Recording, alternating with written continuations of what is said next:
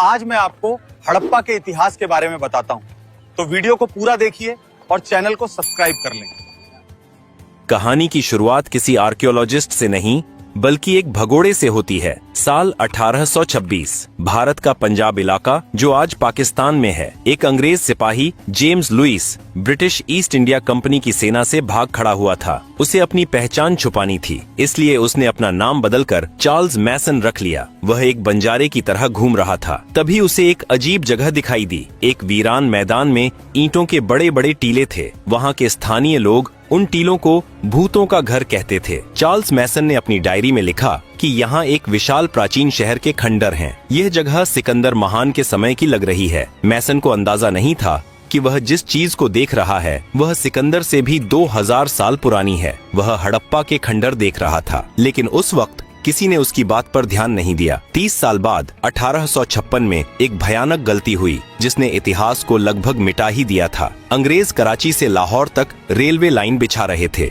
उन्हें पटरियों के नीचे बिछाने के लिए पत्थरों की जरूरत थी। मजदूरों को पास ही में हड़प्पा के खंडर मिले। वहाँ लाखों की तादाद में पक्की ईंटें पड़ी थीं। अंग्रेज इंजीनियरों ने सोचा, वाह, मुफ्त की ईंटें। बिना सोचे समझे उन्होंने हड़प्पा की हजारों साल पुरानी इमारतों को तोड़कर उनकी ईंटें रेलवे लाइन के नीचे बिछा दी। इतिहासकारों का कहना है कि लगभग 160 किलोमीटर लंबी रेलवे लाइन हड़प्पा की ईंटों पर टिकी है। अनजाने में दुनिया की सबसे पुरानी सभ्यता का एक बड़ा हिस्सा ट्रेन के पहियों के नीचे कुचल दिया गया। साल 1920 भारत में पुरातत्व विभाग के director general sir John Marshall थे। उनके साथ 2 भारतीय आर्कियोलॉजिस्ट काम कर रहे थे, दयाराम साहनी और राखाल दास बनर्जी। दयाराम साहनी ने हड़प्पा में खुदाई शुरू की और राखाल दास बनर्जी ने सिंध में एक और टीले को खोदना शुरू किया जिसे स्थानीय लोग मोहनजोदड़ो कहते थे, जिसका सिंधी भाषा में मतलब था मुर्दों का टीला। जैसे जैसे मिट्टी हटती गई, एक ऐसी दुनिया सामने आई जिसने पूरी दुनिया को चौंका दिया। यह कोई मामूली गांव नहीं था, यह एक मेट्रोपॉलिटन सिटी था। सीधी सड़कें जो एक दूसरे को 90 डिग्री पर काटती थीं,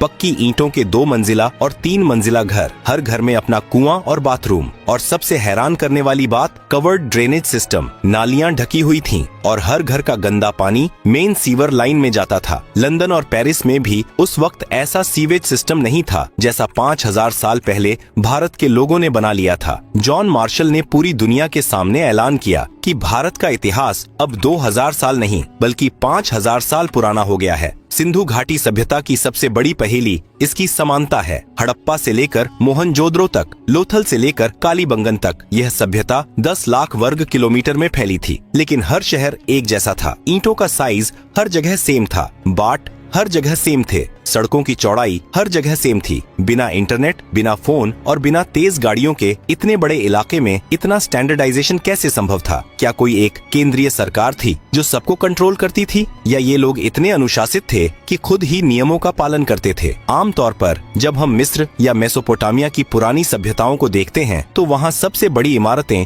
मंदिर या राजाओं के महल होती हैं, लेकिन सिंधु घाटी में ऐसा कुछ नहीं मिला। कोई बहुत बड़ा मंदिर नहीं, कोई बहुत बड़ा महल नहीं, कोई विशाल मूर्ति नहीं। वहाँ जो सबसे बड़ी इमारत मिली वो थी द ग्रेट बाथ, एक विशाल स्विमिंग पूल। इससे पता चलता है कि ये लोग धर्म या राजा को नहीं बल्कि सफाई और आम जनता को ज्यादा महत्व देते थे। यह शायद दुनिया की पहली डेमोक्रेटिक या समतावादी समाज था जहां अमीर और गरीब में ज्यादा फर्क नहीं था। लेकिन हर महान कहानी में एक अंधेरा कोना भी होता है। खुदाई के दौरान मोहनजोदड़ो में आर्कियोलॉजिस्ट्स को कुछ ऐसा मिला जिसने उनके रोंगटे खड़े कर दिए। सड़कों पर और सीढ़ियों पर बिखरे हुए कंकाल। ऐसा लग रहा था जैसे कोई अचानक मौत आई और लोग जहाँ थे वहीं मर गए। किसी ने भागने की कोशिश नहीं की, किसी को दफनाने का मौका नहीं मिला। इन कंकालों को देखकर एक सवाल खड़ा हुआ, क्या हुआ था उस दिन? क्या कोई बाढ़ आई थी, या कोई महामारी, या फिर जैसा कि कुछ विवादित थ्योरीज कहती हैं, क्या वहाँ कोई महायुद्ध हुआ था जिसे हम महाभारत कहते हैं, या कोई परमाणु विस्फोट? इस सभ्यता की लिपि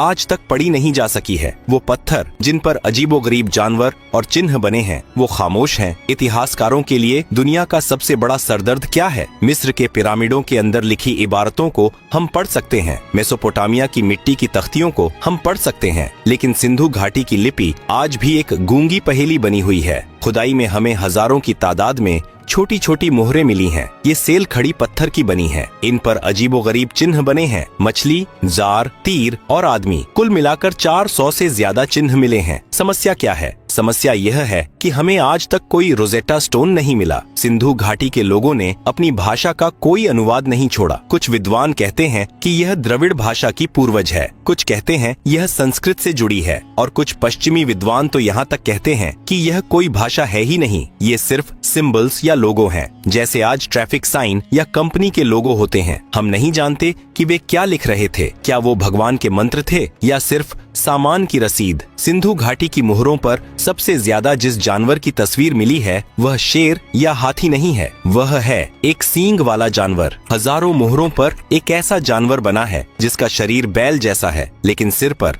सिर्फ एक लंबा सींग है। उसके सामने एक अजीब सा स्टैंड रखा होता है। सवाल, क्या 5000 साल पहले भारत में यूनिकॉर्न होते थे? जीव विज्ञान कहता है नहीं। तो फिर ये क्या था? शायद यह एक बैल का साइड प्रोफाइल है, जहां दूसरा सींग पहले सींग के पीछे छुप गया है, या शायद यह उनका कोई धार्मिक प्रतीक था, जैसे आज हम नंदी या गरुड़ को मानते हैं, या शायद यह उस जमाने के सबसे ताकतवर व्यापारी या शासक वर्ग का बैज था। जो भी इस मुहर को दिखाता था उसे वीआईपी ट्रीटमेंट मिलता था। अब चलते हैं गुजरात के लोथल शहर में। 1954 में जब यहाँ खुदाई हुई तो एक विशाल ईंटों का तालाब मिला। पहले लगा यह कोई जलाशय है, लेकिन जब इसकी इंजीनियरिंग को समझा गया तो सबके होश उड़ गए। यह दुनिया का सबसे पुराना डॉकयार्ड था। सिंधु घाटी के लोग हाइड्रोलिक इंजीनियरिंग के उस्ताद थे। उन्होंने समुद्र और साबरमती नदी के पानी को शहर तक लाने के लिए एक नहर बनाई। उन्होंने टाइडल लॉक सिस्टम बनाया था, यानी जब ज्वार आता तो जहाज अंदर आ जाते और जब पानी कम होता तो लकड़ी के दरवाजे बंद कर दिए जाते ताकि जहाज कीचड़ में न फंसे। लोथल से मोहरें मिली हैं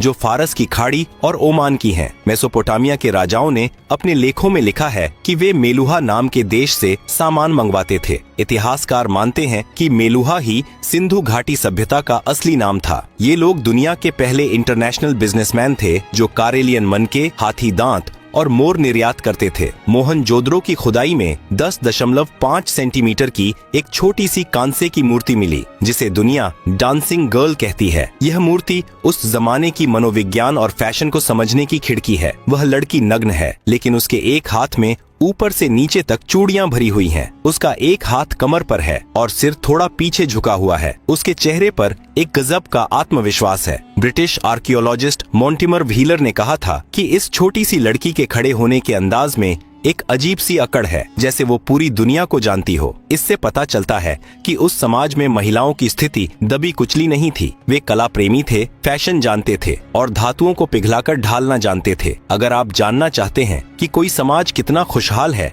तो वहाँ के बच्चों के खिलौने देखिए। सिंधु घाटी से हमें हथियारों के नाम पर सिर्फ तांबे के छोटे चाकू या भाले मिले हैं, जो शायद शिकार या सब्जी काटने के काम आते थे। वहाँ कोई बड़ी तलवार, ढाल या कवच नहीं मिला, लेकिन वहाँ खिलौनों का भंडार मिला है। मिट्टी की बैलगाड़ियाँ, सिर हिलाने वाले जानवर, सीटी बजाने वाली चिड़िया, पासे और शतरंज जैसे बोर्ड गेम्स। यह एक ऐसा समाज था जो युद्ध पर नहीं बल्कि व्यापार और परिवार पर केंद्रित था। 700 सालों तक उन्होंने बिना किसी बड़ी जंग के शांति से राज किया। यह मानव इतिहास में दुर्लभ है। लेकिन 1920 ईस्वी के आसपास कुछ बदलने लगा। जो लिपि हजारों साल से एक जैसी थी वो गायब होने लगी। बाट और माप का सिस्टम टूटने लगा। लोथल का बंदरगाह सूखने लगा और मोहनजोदड़ो की साफ सुथरी सड़कों पर अवैध निर्माण होने लगे। वह महान अनुशासन, वो केंद्रीय शक्ति जो सबको जोड़े हुए थी, वो बिखर रही थी। और फिर लोग अपने भरे पूरे घरों को छोड़कर जाने लगे। क्या हुआ था? क्या प्रकृति ने बदला लिया था या कोई बाहरी दुश्मन आ गया था?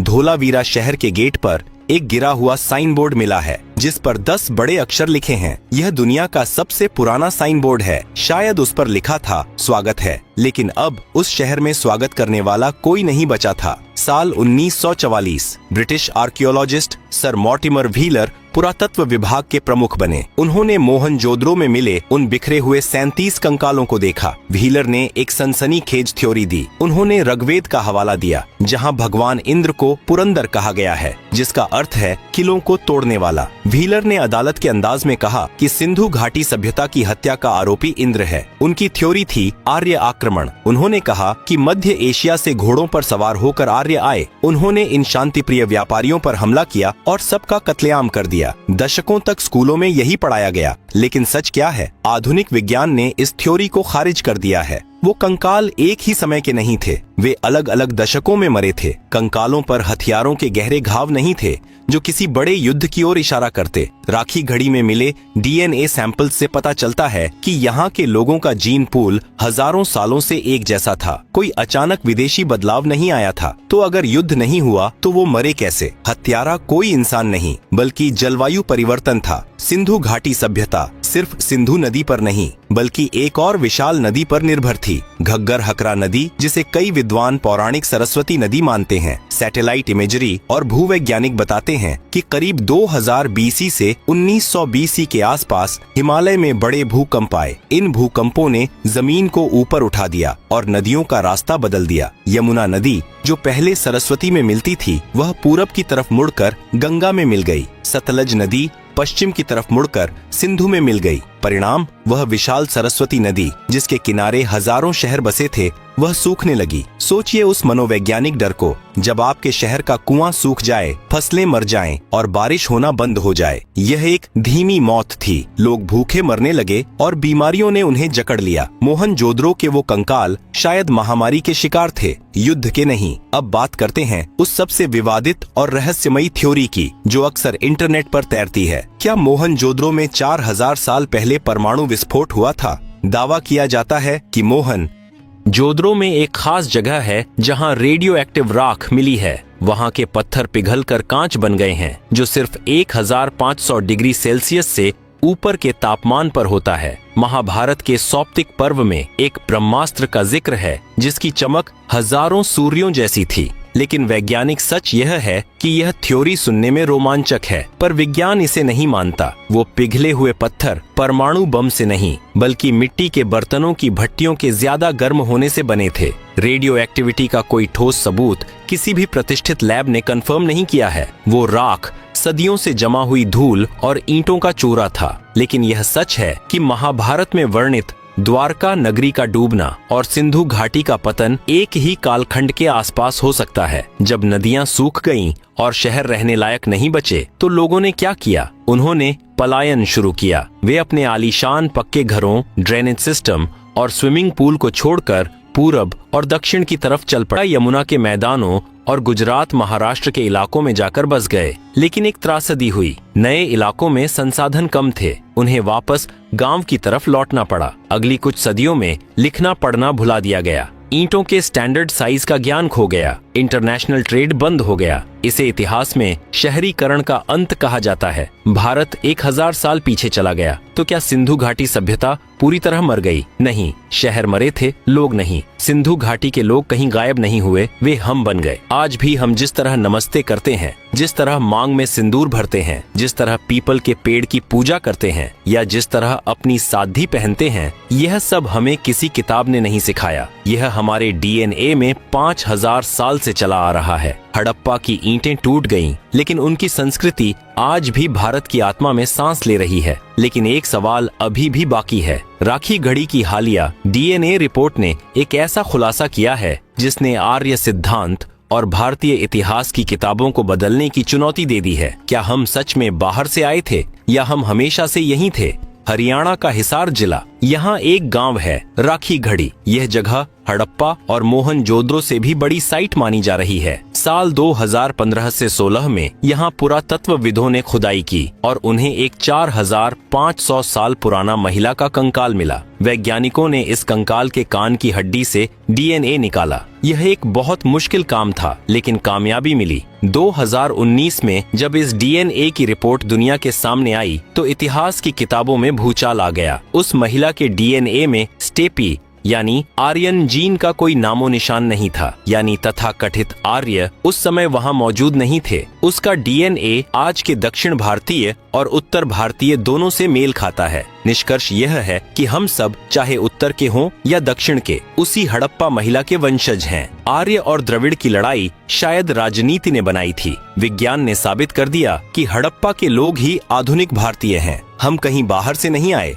हम हमेशा से यहीं थे। अब चलते हैं उत्तर प्रदेश के बागपत जिले में सनौली गांव। यहाँ 2018 में ASI को कुछ ऐसा मिला जिसने इस धारणा को तोड़ दिया कि सिंधु घाटी के लोग सिर्फ शांति प्रिय व्यापारी थे और लड़ना नहीं जानते थे। सनौली में जमीन के नीचे से शाही ताबूत मिले और उनके साथ मिले युद्ध रथ, तांबे की तलवारें, ढाल, हेलमेट और घोड़ों या बैलों द्वारा खींचे जाने वाले रथ। यह खोज 2000 BC से 1800 BC के आसपास की है। यह वही समय है जब महाभारत का युद्ध माना जाता है। सनौली के ये योद्धा बताते हैं कि हमारे पूर्वज सिर्फ ईंटें जोड़ना नहीं बल्कि तलवार चलाना भी जानते थे। यह खोज वैदिक संस्कृति और हड़प्पा संस्कृति के बीच की गुम हुई कड़ी हो सकती है। 5000 साल बाद आज हम 21वीं सदी में खड़े हैं। हमारे पास स्मार्टफोन्स हैं, सैटेलाइट्स हैं और बुलेट ट्रेन हैं, लेकिन क्या हम हड़प्पा वालों से ज्यादा समझदार हैं? जब मुंबई या दिल्ली में थोड़ी सी बारिश होती है तो सड़कों पर पानी भर जाता है, सीवर जाम हो जाते हैं। हड़प्पा वालों ने 5000 साल पहले ऐसी नालियां बनाई थीं जो कभी जाम नहीं होती थीं। उन्होंने पानी की एक एक बूंद की कीमत समझी थी। इतिहास की चेतावनी है कि सिंधु घाटी सभ्यता किसी दुश्मन की तलवार से नहीं बल्कि पर्यावरण बदलाव से खत्म हुई थी। उन्होंने नदियों के सूखने और मानसून के बदलने का सामना किया। आज हम उसी मोड़ पर खड़े हैं। ग्लेशियर्स पिघल रहे हैं, मौसम बदल रहा है। हड़प्पा के खंडर हमें चीख चीख कर कह रहे हैं कि अगर तुम प्रकृति के साथ नहीं चलोगे तो तुम्हारे बड़े बड़े शहर भी एक दिन मुर्दों का टीला बन जाएंगे। कहानी के अंत में आइए एक नजर अपने आप पर डालें। जब आप सुबह उठकर नहाते हैं, जब आप हाथ जोड़कर नमस्ते करते हैं, जब एक भारतीय महिला अपनी मांग में सिंदूर भरती है, जब हम पीपल के पेड़ या नंदी की पूजा करते हैं, यहाँ तक कि जिस शतरंज को हम खेलते हैं, यह सब हमें हड़प्पा सभ्यता ने दिया है। सभ्यताएं मरती नहीं हैं, वे बस अपना रूप बदल लेती हैं। सिंधु घाटी सभ्यता की ईंटें भले ही रेलवे लाइन के नीचे दब गई हों, लेकिन उसकी आत्मा आज भी 140 करोड़ भारतीयों के दिल में धड़क रही है। 1826 में चार्ल्स मैसन ने जिसे सिकंदर का समय समझा था, वह असल में हमारी अपनी कहानी थी। एक ऐसी कहानी जो कभी खत्म नहीं हुई। हम ही हड़प्पा हैं, हम ही मोहनजोदड़ो हैं।